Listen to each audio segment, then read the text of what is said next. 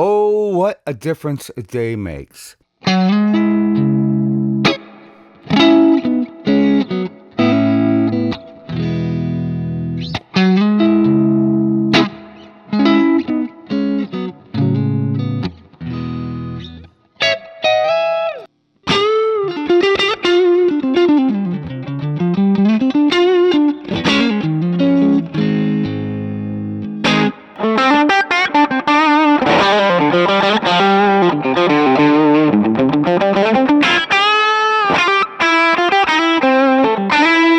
Yesterday, I was impressed. Today, I am blown away by not just this pedal, I have to say, by the NAMM profiling tech as well. The fact that it's free, open source. I mean, go do it. Go do it right. If you're an enthusiast, if you like this stuff, there's no reason not to do it. It's ridiculous. It's so good. This is ridiculous. And like I said yesterday, it's not, metal. This is plastic, but it's built well. It's a little bit difficult, but you can use it as a foot switch. I did that yesterday alongside this guy. So I was able to do any combination of either patches or individual effects, plus the two pedals on the unit, which allow you to scroll through your patches, engage a tuner, engage a very short looper, but it's there. Every guitar player should have one of these. If you're a working guitar player, what's it worth if your rig goes down? If you blow a tube, if you're a tube amp person and you blow a tube, which this has happened to me several occasions, the amp no longer works. There's nothing else available. You're going DI. What do you have? Lots of solutions in a modern scenario. You could have an IR box. You could have blah, blah, blah. You could have all kinds of things. I don't think for $65, I don't think you beat the possibilities of this. And you can set it up however it makes sense for you. So my ideal rig is really fairly simple, which is maybe one of the reasons why I'm so stoked about this. Because I use an amp, maybe a tremolo, maybe a drive, and reverb. And that's almost always it for me.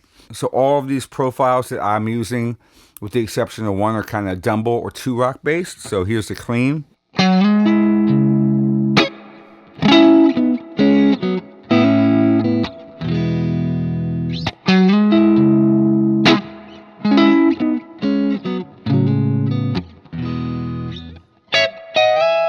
My apologies to Mr. Mayor, but everybody knows that lick. So, yeah, this is on the neck.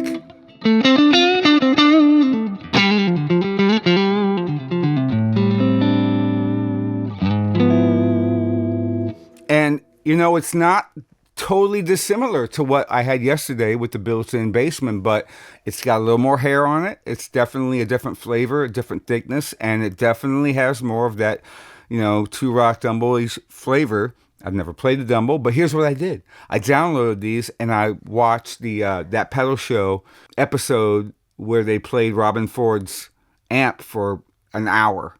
And I just literally went back and forth and tried to kind of craft a sound that I thought was similar to the response of some of those things to get a little closer to what they had. Because that's one of the longest recordings of a Dumble by itself that I think that's out there.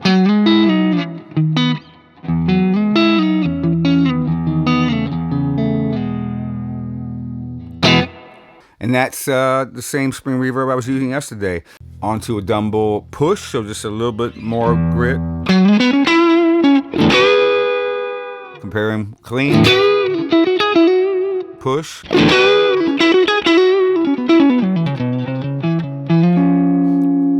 I don't even remember at this point where I switched profiles, but there are several Dumble and Two Rock profiles that I went back and forth, so...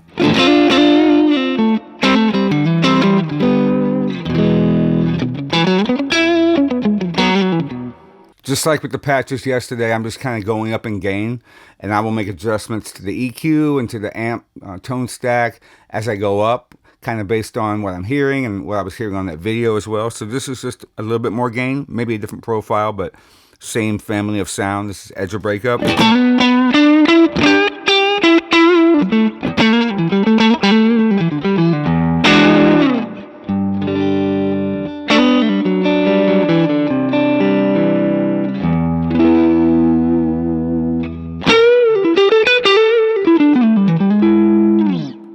Lovely. And then a bit more. Here's the drive.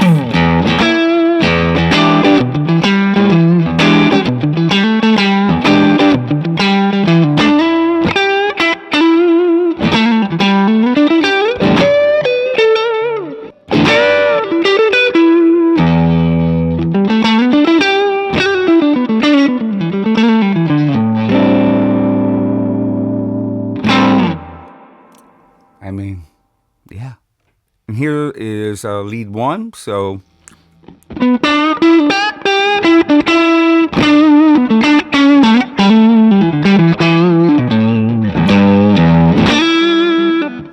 this is just a profile with a boost in front of it, so no drive pedal.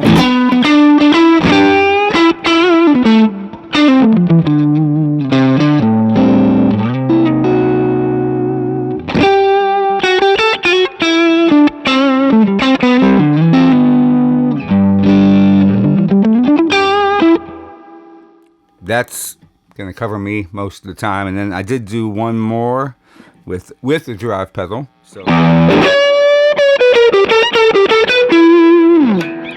bridge position,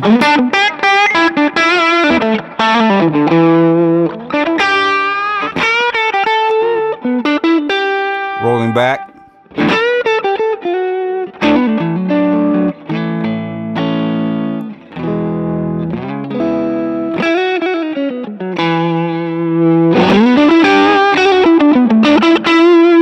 So that's a pretty useful patch, actually. It's more gain than I typically would use, but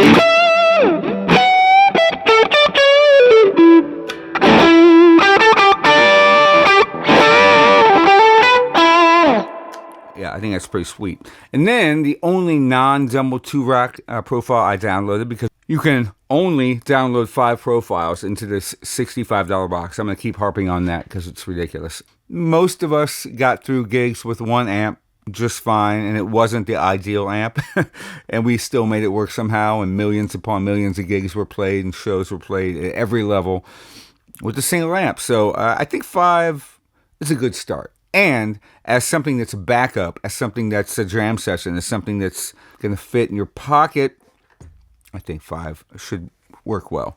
But I did download 1, which was a Princeton, for a super clean, like Corey Wong funk, you know. I think I have a room verb on here because I was just playing around with it. It sounded cool. This is neck.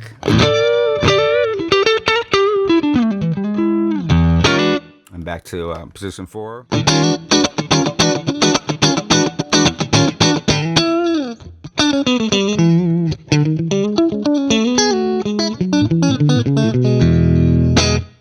I don't know. Maybe you think my tones suck, and that's okay. I have thick enough skin to take that.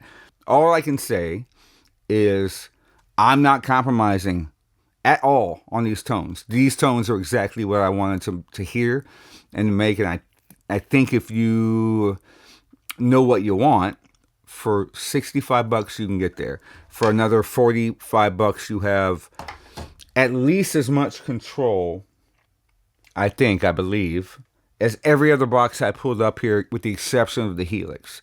And the Helix gives you, worlds more control over a lot more than just your guitar tone. So they're not comparable. They're not in the same division. I'm not saying you should buy this over your main rig if you're a touring musician.